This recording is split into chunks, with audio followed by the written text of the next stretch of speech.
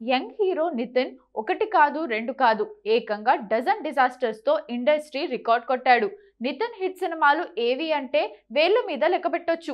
భీష్మ తర్వాత నితిన్ సినీ కెరీర్ మరింత down fall అయ్యింది. భారీ ఖర్చు చేసిన రాబిన్ హుడ్ డిజాస్టర్ అవ్వగా ఎన్నో ఆశలు పెట్టుకున్న తమ్ముడు కూడా డిజాస్టర్ అయి కూర్చుంది. దాంతో నితిన్ చేస్తున్న నెక్స్ట్ సినిమాలపై ఆ ప్రభావం గట్టిగా పడింది.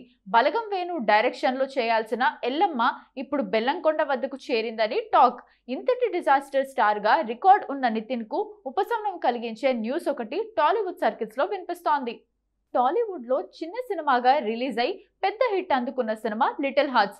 సాయి మార్తాండ్ డైరెక్షన్ లో తెరకెక్కిన ఈ సినిమా అనూహ్య విజయం సాధించి భారీ వసూలు సాధించింది.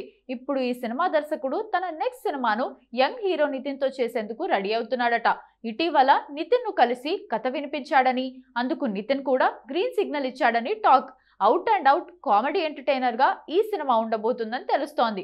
మరి వరుస డిజాస్టర్స్ తో డీలా పడిన నితిన్ కు little hearts director Sai Marthand hit ఇస్తాడో లేదో చూడాలి.